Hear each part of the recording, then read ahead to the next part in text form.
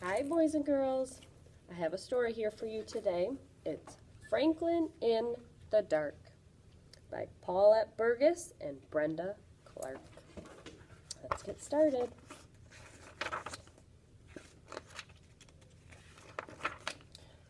All right. Franklin could slide down a riverbank all by himself. He could count forwards and backwards. He could even zip zippers and button buttons. But Franklin was afraid of small, dark places. And that was a problem because Franklin was a turtle. He was afraid of crawling into a small, dark shell.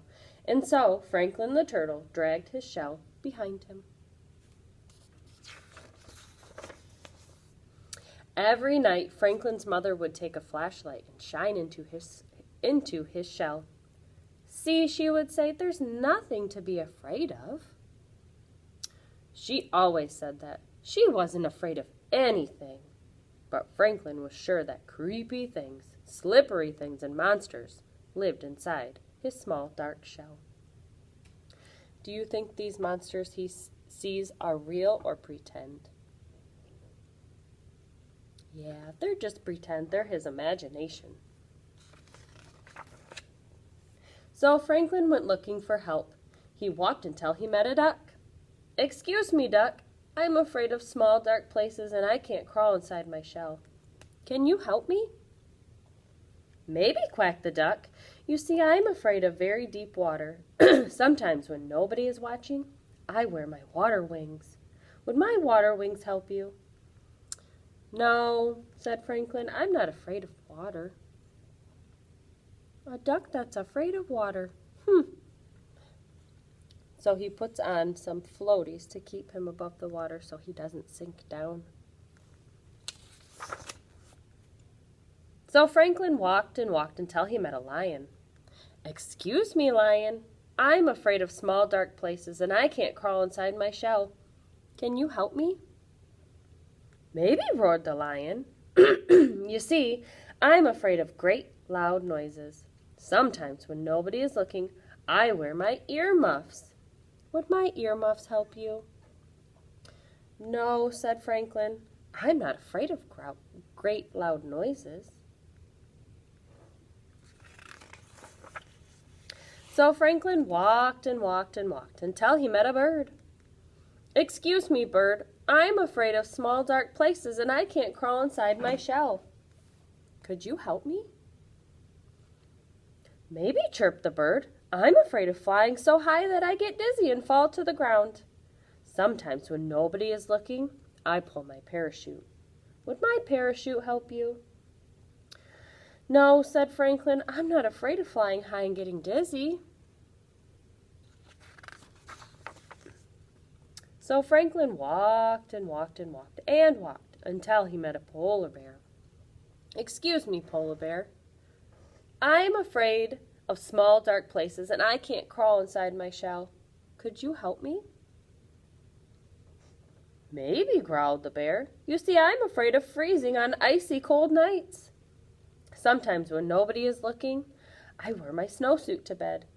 Would my snowsuit help you?" "No," said Franklin. "I'm not afraid of freezing on icy cold nights." Franklin was tired and hungry. He walked and walked and walked until he met his mother. "Oh, Franklin, I was so afraid you were lost." "You were afraid? I didn't know mothers were ever afraid," said Franklin.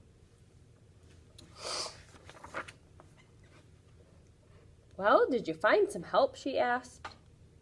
"No, I met a duck who was afraid of deep water." She said. "Then I met a lion who was afraid of great loud noises."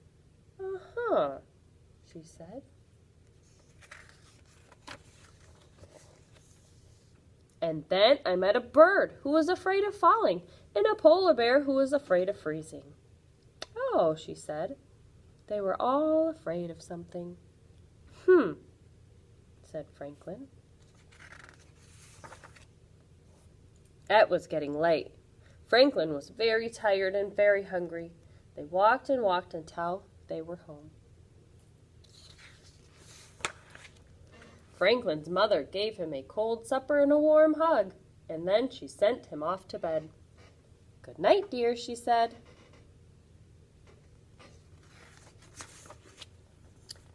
Well, Franklin knew what he had to do.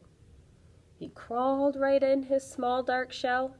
He was sure he saw creepy things, slippery things, and monsters. But he said a brave "good night." So all of his friends that he met were afraid of something, but they all came up with a solution to help not be so afraid. Like Lion, he didn't like loud noises, so he put earmuffs on his ears to make noises quieter. What do you think Franklin could do to solve his problem of being scared of the dark? Why don't we find out? Look at that.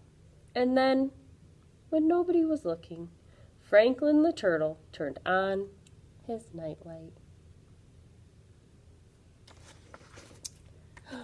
Well, thanks for listening, boys and girls. We'll see you later.